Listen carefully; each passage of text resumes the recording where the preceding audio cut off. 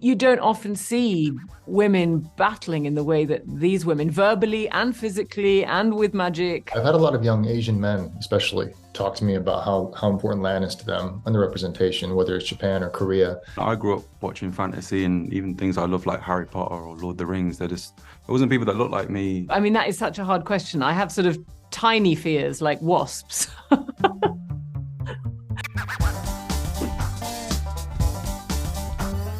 Hi, my name is Sucharita. I am from India, and for a show where one of the lead characters is called Nynaeve, it's really interesting to have my name be butchered all the time.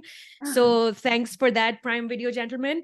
Hi, everybody. I've had the good fortune of watching the first few episodes, and they're really fun. Congrats on season 2. Well done, all of you. Thanks very much. Thank you so much. Hi, Daniel. My name is Sucharita. I'm coming to you from Mumbai, and you have no idea how difficult it is for me to talk to you right now without blushing like a fool.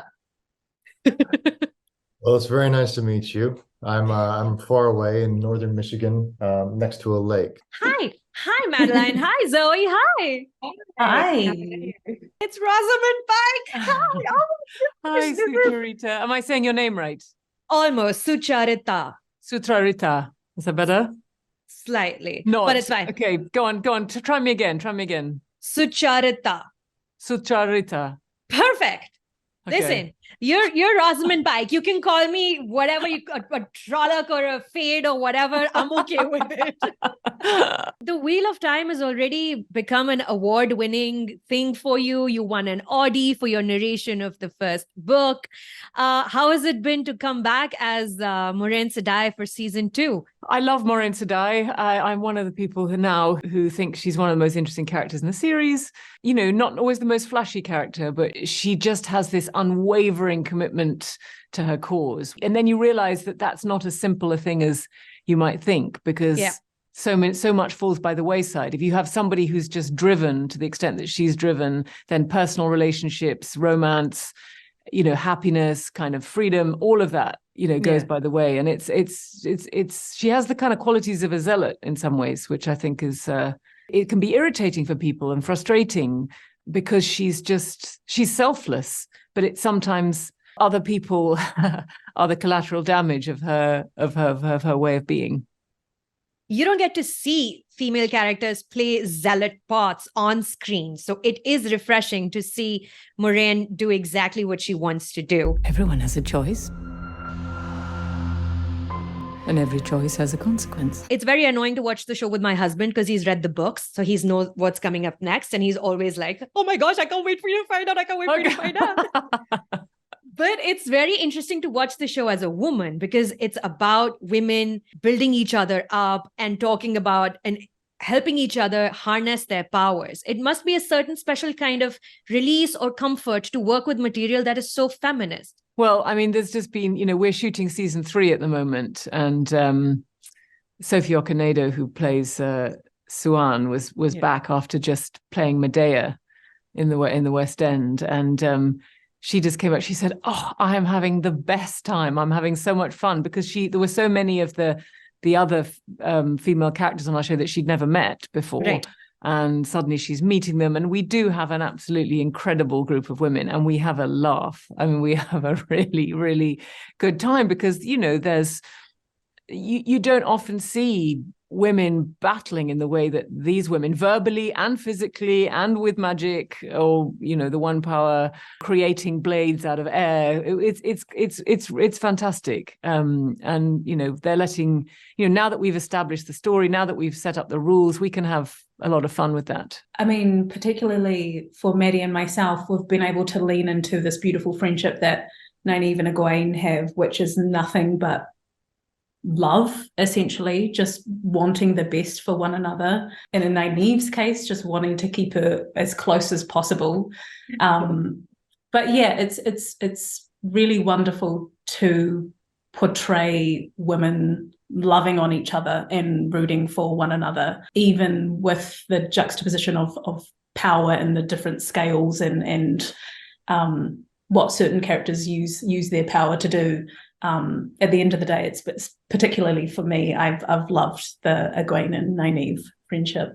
Yeah, I mean, just to echo what Zoe has said about, you know, I've been very fortunate to work with Zoe, who's an incredibly generous actor and, person in real life. And yeah, I think the way Robert Jordan has created the institution of, say, the Aes Sedai in the White Tower, is really interesting, because it's, with the different ages, and people can relate to that, regardless of what your background or identity is. You can be like, oh, that feels that feels like me, or that feels like me. And it's like Zoe said, it's really interesting to see how different people wield their power, what they do with their power.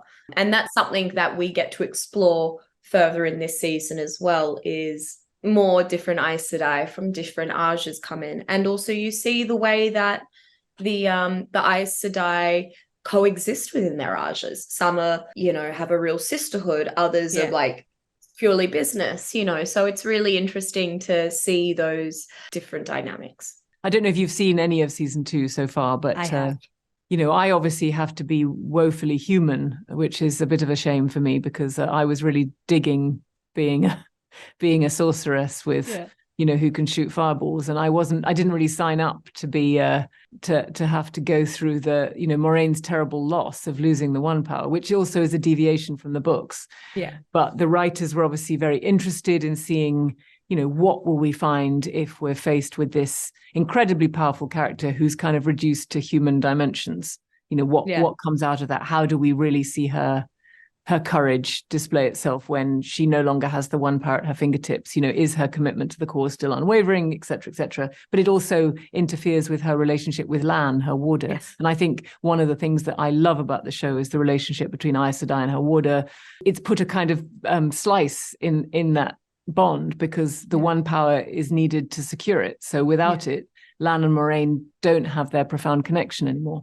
What is it like to walk up on set and know that today you have to do this really deep, dramatic scene with Rosamund Pike, of all the people in the world? Do you stop in your tracks to take in what's going on right now? Well, I tell you what, it'd be a lot more scary if I wasn't doing it with Rosamund Pike, because Rosamund is so good at what she does that you really don't have to work that hard.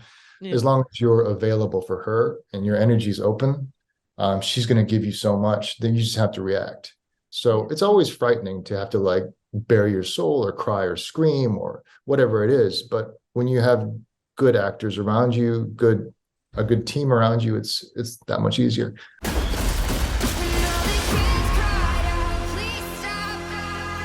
Are you nervous, excited? Are you able to sleep at night right now, both of you, Zoe? Yeah, thankfully I can sleep at night, which it would be a worry if I couldn't. For the most part, there's excitement. I think we're all really proud of the work that we did in season 2. And I'm excited for people to see it. Is it a different kind of excitement this time, though? Because now people are familiar with you as actors and your characters. And first season, it was completely different for the both of you. Is it different this time, the nervousness that you're feeling pre-release? Yeah, I feel so personally. Like Zoe said, we're really proud of the work we've done season 2. I think we're just as eager as the fans and the audience for it to come out as well. It's been, a really exciting season, and we've got some new characters coming into the fold, which I know audiences are just going to eat up. So very excited. This season, you have a more pronounced dramatic arc than compared to last season, because we're exploring the relationship between Rosamund's character and your character. You spoke in the previous season that horse riding was a challenge for you specifically. What are the specific challenge in this season? Is the drama proving to be more challenging than the action sequences, or the action sequences are still just as hard? No, second season, the action sequences were tougher. I think in season 1, I basically had one massive action sequence that we shot for episode 1. And after that, it wasn't too much. But this season 2, there were a few, and specifically toward, I can't give too much away, but specifically toward the end of the season, there was one that was incredibly challenging for various reasons, most of them environmental, just where we were geographically in the world. And, it can be a lot harder. It's not always like inside of a gym on mats with put a pair of gym shoes on. It's not that, these costumes are real. The boots are heavy. The swords are real. And it's very physically demanding. You know you have something inside you.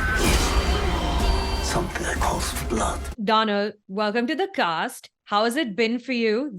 You're stepping into some shoes. There's certain expectations from your character already. How's it been for you this season? Do you know what? It's been delightful. I feel very lucky that that this opportunity has come this way, you know, and that's not without like you said, some preconceptions of what the character is, but I think the most useful and kind of key preconceptions would be those that are formed by Robert Jordan and the kind of the spirit of the character that's in the books. And I think using that as a kind of guiding light into the scripts is maybe the most truthful or the most kind of useful way of approaching this character. So yeah, I think kind of revisiting the source material and gathering like the spirit of this man and bringing that to the scripts and the scenes that we have is maybe the best way into taking over a character and making sure that there's a kind of there's a sense of an essence of what is, you know, undeniably him through both seasons. Yeah. I love the mischievousness you brought to Matt this season, you know, because there's so much dark stuff going on and then you give us a bit of a chuckle occasionally. And I really appreciate that character does that for me. Priyanka Bose, very proud of her. She's on the show first season. She's back again in second season. What has it been like working with her? She's such a talented, such a gifted actor. I was going to say Priyanka Bose has also a very interesting relationship with her warders, plural. Multiple. And she has so much fun with it. I mean, she's delicious, Priyanka. She knows exactly who Alana is. And I remember in season 1, she said, I think she should always be eating something, you know, so she kind of got that sensuality into her. And then she said, I think it would be more interesting if maybe her warders were always the ones who always provided her with something to eat. So we always had these scenes with one of her warders sort of handing her a peach or, you know, passing a slice of nectarine. And there was a scene with Morraine and her in season 1 where I think, I can't remember, I think she was eating a pomegranate or something, or a persimmon or something, and Morraine was sort of lying there stiff on the bed in her boots straight from travel, and there was this sort of, you know, eloquent sensuality of Priyanka next to her. It was fantastic. You know, she's one of the women who I was alluding to earlier on when Sophie was saying, you know, what a fabulous group of funny, intelligent, fabulous actresses we've got on this show. So yeah, she's incredible. Priyanka, funny enough, who plays Alana on our show, Priyanka Bose. She's always informing me that a lot of her friends in India are big fans of Lan. So that's kind of my barometer for knowing. In the States, when I come home after shooting, there are some reactions. People do recognize and things. One of the restaurant owners here in my small town, I didn't know she was a fan, and then she was calling her favorite warder. So you find out in small ways, but it's been an interesting journey. Did you get to shoot with Priyanka Bose at all this season? Because she's from India, and we love her. We're so proud of her. Alana? I didn't unfortunately get to shoot with her this season, but I got to spend a lot of time with her behind the scenes, and she's an incredible person. And I really enjoyed my time with her. She's just so incredible to talk to, but I know that I've seen her work in the show and she's absolutely incredible. And I think she's really done India proud. Together we face the impossible, but now in our separate corners of the world.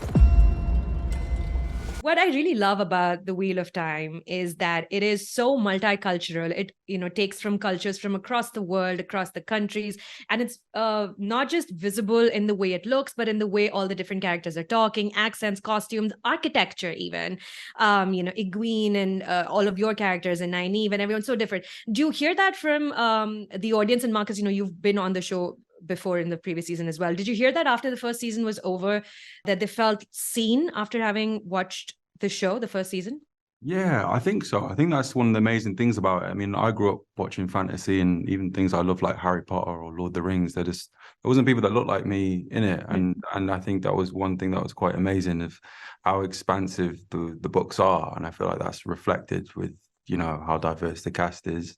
And they've sort of, when the show this big, they can literally find the best people from all around the world. And I think in season 2, it's just gone even bigger, and there's new cultures and characters coming in, and it's just gone up a notch, and it's gone, And I think there's different cultures coming in, which has been really, really excited. And things from like the eye world that the book fans might have expected in season 1 have come in season 2. And I think they've been given like such a good introduction, which I think people will be excited about. Yeah, I've had a lot of young Asian men, especially, talk to me about how important land is to them and the representation, whether it's Japan or Korea. I've had a lot of younger Asian men do cosplay, dress as land. We've been to Comic-Con once or twice, and I've met them face to face, and they've built these costumes with great detail. And it's not the costume itself; it's the confidence and the representation that it sort of supports therein.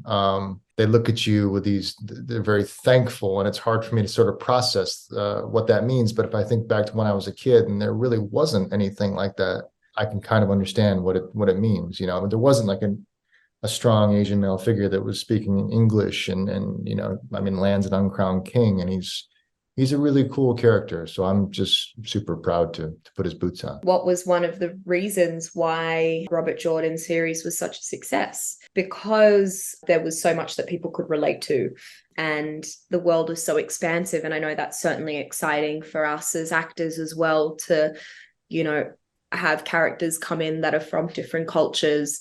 And it's really amazing to see the way that our creative teams, like, hair and makeup, costume, set design, all of those departments imagine what these worlds are like and how they interpret these characters. Zoe, for you? Yeah, pretty much what Maddie has said. I think what the creatives have strived to do is to reflect the world back to us in the show. And that is a very colourful world with a lot of different cultures and identities. I think Wheel of Time has done that really well. There's not one particular voice, there's many. And what's wonderful about the world too is that that's accepted. So that's really been a joy to play in. The whole world will be ours. Last question, Rosamund. If you were to enter a room where there was an arch, you could go under, face your worst fear, be done with it, and come out, never have to worry about that fear again, what would that fear be? Oh gosh. I mean, are there not so many? I don't know. I mean, that is such a hard question. I have sort of tiny fears like wasps, which, I mean, in the grand scheme of things, it's not a big one. And then, you go from wasps to the sort of death of your parents. I mean, it's a big spread. Yeah. Empty swimming pools, another thing that fills me with horror. Empty swimming pools. Yeah, there's something I always think, because I think, where did the water go and could I be sucked down with it? So then recently this Titan submersible has been haunting my every waking minute because of this sort of epic failure of something that people put their trust in. I think any terrible tragedy where, if it's, a sea vessel, an aeroplane, anything where a system is built to transport people and it fails. Yeah. Same, of course, with the tragedy of all the people in the boat 2 weeks ago. Any system that's built to support people, when it fails, it fills me with terrible fear. Wow. For me, this career has been so giving to me. I've gotten so lucky. It's hard to say you're a working actor. It's hard to make it. And I've been very fortunate. But on the flip side of that, you spend a lot of time away from the people you love. Mm. My biggest fear, and it's happened, it's come to fruition, is loved ones passing and I can't get back. I'm somewhere on location and I can't catch a flight, or it already happens. And that's what it would be. It'd be something to do with something happening to the people I love and I'm unable to be there, and it's also this sort of regret I have about how much time I've spent away.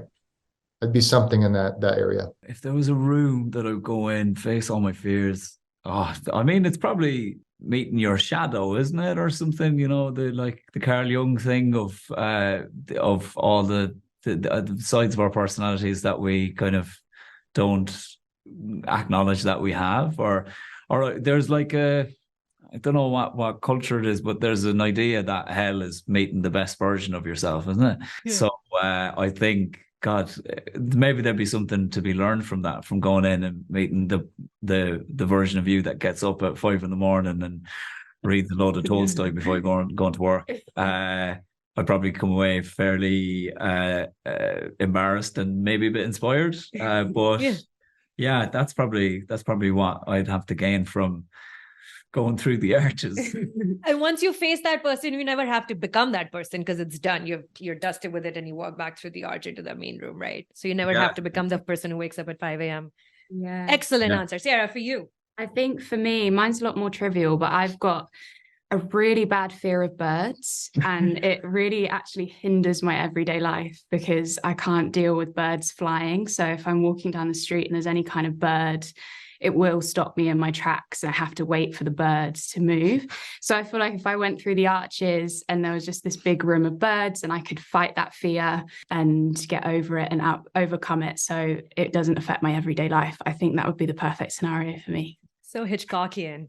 Perrin, for you, not as Perrin as you as a person. I think if I could like face any sort of like I don't know, like social anxiety or something like that, like head on in like the arches and like have to deal with that, I think it would be quite cathartic to kind of have to face that head on and then come out and be done with it. I think that would be quite cool to tackle any of those kind of things. Well, thank you for your time today, Rosamund. And I can't wait to see how Morraine goes, where she goes to the end of the season. Thank you so much. Yeah, she's definitely got more courage than me and fewer fears, that's for sure. Horses for Morraine, only horses as modes of transport. Thank you so much. Bye. Thank you so much. Thank you. Bye. Thanks very much. Thank you. I can't wait to see where the season leads, and I can't wait to see where Lan ends up, both in his relationship with the Aes Sedai and his romantic relationship. So we'll see where that goes. Thank you so much for talking to me today, Daniel. This is such a pleasure. Pleasure.